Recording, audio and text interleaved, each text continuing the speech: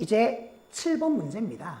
그러니까 2024 수능 경마식 보도와 관련된 4번, 5번, 6번, 7번 중에요.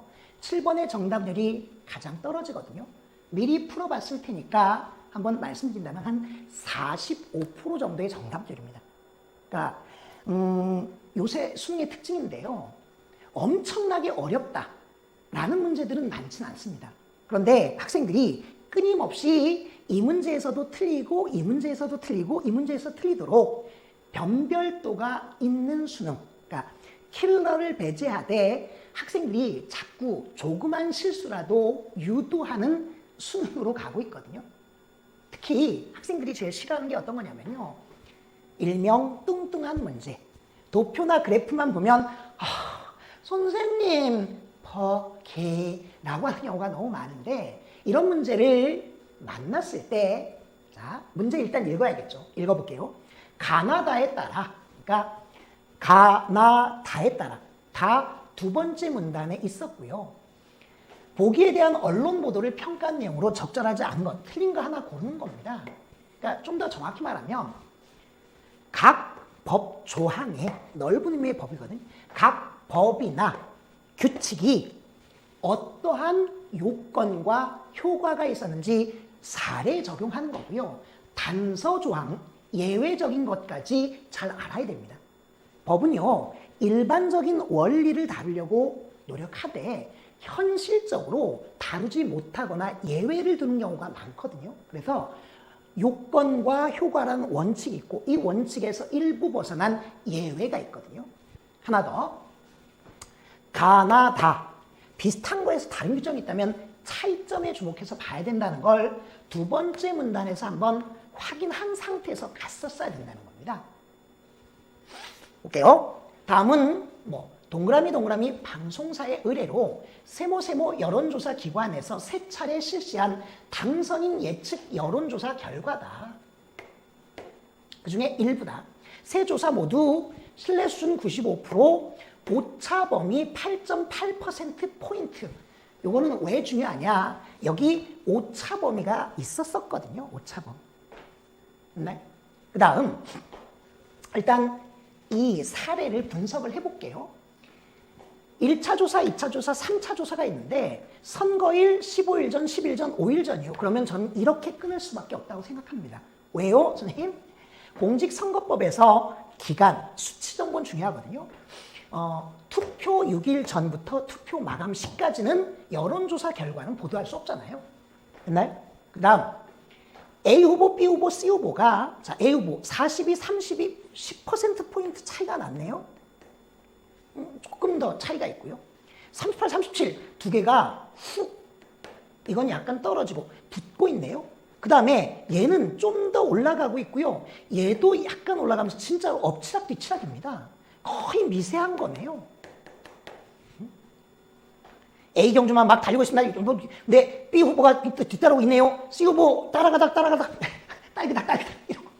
이게 경마식 보도겠잖아요. 그래서 경마식 보도와 관련된 사례고 수치 정보로서 어떻게 보도할 건지와 관련된 문제네 라고 생각하고 이 정도 분석은 해야 됩니다. 선생님 벌써 5분 지난 것 같아요. 그래요. 좀 지났죠. 근데 실전에서는 좀 더 빠르게 분석할 수 있을 거고 평소에 연습이 필요한 겁니다. 이제 선지 볼게요. 동그라미 1번입니다. 1차 조사 결과를 선거일 14일 전에 A 후보 10%포인트 이상의 차이로 B, C 후보의 우세라고 하니까 우열 관계를 얘기한 건데 보도하는 것은 나와 나 중 어느 것에도 위배되지 않았군. 그렇죠. 오차 범위 내일 때와 관련된 거잖아요. 띵동 맞는 겁니다.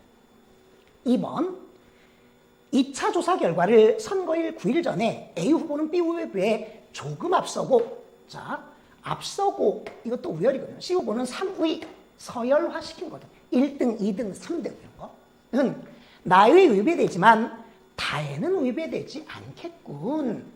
자, 나에 위배되는 거 맞죠?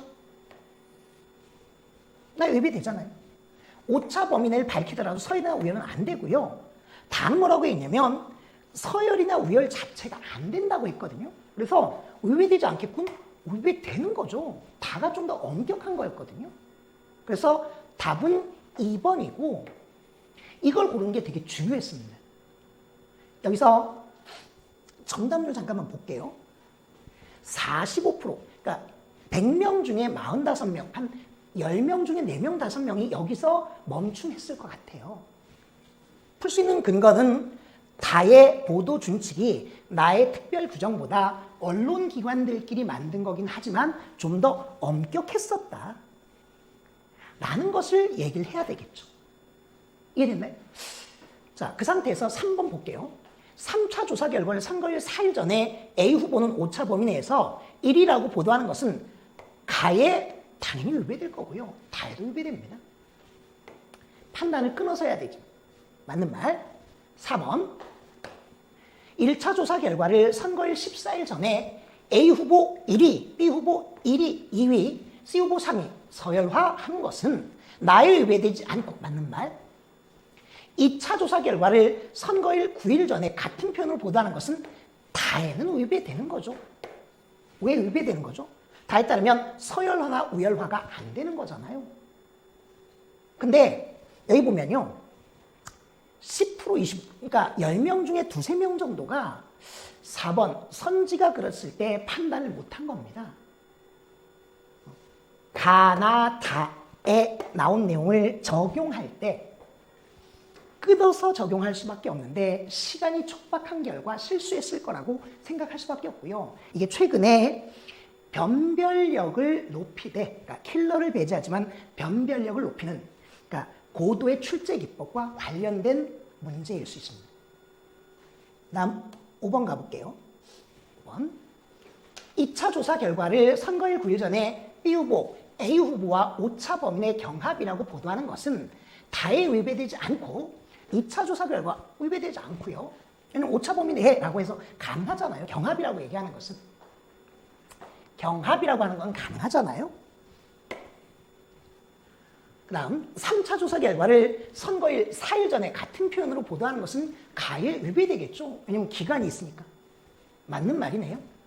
그런데 5번 선지를 택한 학생도 10명 중에 1명 정도 되거든요. 우리 문제 풀어봤는데 7번 문제에서 가장 중요한 건 두 번째 문단에 가나다가 지정되어 있어서 사례 적용할 때 일단 사례를 분석할 것. 그리고 이게 경마식 보도와 관련된 건데 가나다의 규정이 서로 다르기 때문에 각각을 적용하려고 노력하고 아마 나의 오차 범위 내, 다의 오차 범위 내 이런 표현들 이런 게 되게 중요할 수 있었구나. 우열, 서열, 경합이라는 표현이 되게 중요하구나 라는 걸 다시 한 번 더 확인해서 점검하시기 바랍니다.